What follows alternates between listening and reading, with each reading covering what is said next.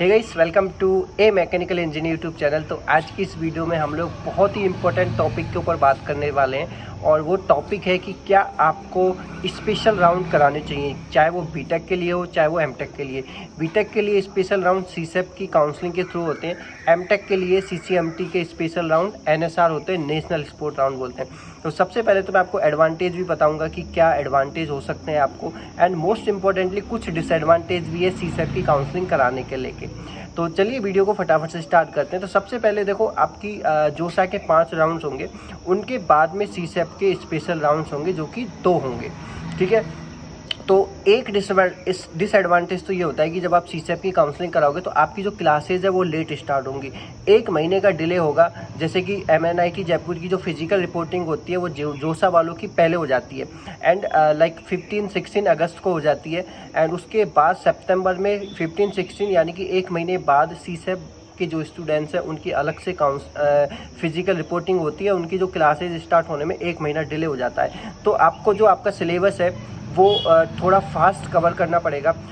हालांकि आपका सिलेबस तो प्रोफेसर्स पूरा ही कराएंगे, लेकिन आपको थोड़ा फास्ट कैचअप करना पड़ेगा। और ये जो प्रॉब्लम है ओनली फर्स्ट सेमेस्टर में ही आती है, उसके बाद में फिर सब इक्वल हो जाते हैं। तो ये एक डिसएडवांटेज रहता है कि सीसेप की काउंसलिंग कराने को लेकर। अब इसके मैं एडवांटेज बता देता हूँ। सबसे जो बेस्ट एडवांटेज होता है कि आपको बेस्ट कॉलेज में बेस्ट ब्रांच मिल सकती है। जैसे कि सबसे top most NIT तिरची।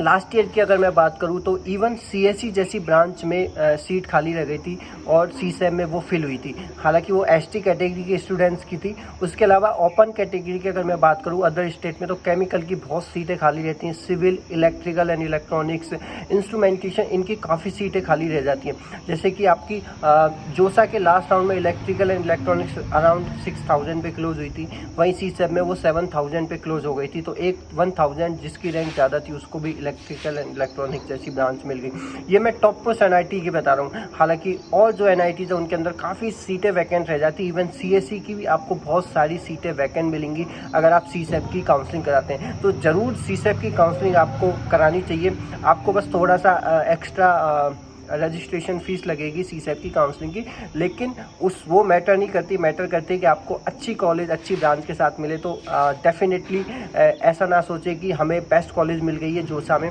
Best college आपको डेफिनेटली मिल गई होगी जोसा में, लेकिन उससे भी बेस्ट कॉलेज आपको मिल सकती है सीसेप के राउंड में, क्योंकि काफ़ी सीटें बच जाती हैं। कुछ स्टूडेंट्स IITs में चले जाते हैं, कुछ अपनी शिफ्ट कर लेते हैं, तो इस वजह से सीटें खाली रह ही जाती हैं।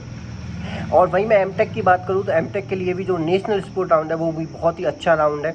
उसमें आपको बहुत अच्छी ब्रांच मिल सकती है, बहुत अच्छी कॉलेज के अंदर। तो नेशनल स्पोर्ट राउंड जरूर कराइए। CCMT के जो स्टूडेंट्स हैं उनके भी 3 राउंड्स होंगे। जैसे कि फर्स्ट में आपका 3 राउंड्स होंगे, उसके बाद में फिर स्पेशल 2 राउंड होंगे, फिर आपके नेशनल स्पोर्ट राउंड रहेगा। एमटेक वालों के लिए तो बहुत सीटें NSR के बाद भी बच जाती हैं, वो फिल नहीं होती क्योंकि स्टूडेंट्स लोग मास्टर्स में कम इंटरेस्ट दिखाते हैं इसलिए। लेकिन बीटेक वालों के लिए आपको बता दूँ सीसेप के काउंसलिंग में आपको बहुत अच्छी ब्रांच मिल सकती है, तो डेफिनेटली इसको कराइए। एक मैंने डिसएडवांटेज आपको बता दिया, एडमिशन से रिलेटेड थोड़ा डिले हो सकता है, बट वो मैटर नहीं करता। बस फर्स्ट सेमेस्टर की बात है, बाद में सब कुछ कवर हो जाएगा। So thank you so much. आपको फिर भी कोई डाउट है तो आप मुझे कमेंट करके पूछ सकते हैं। Thank you.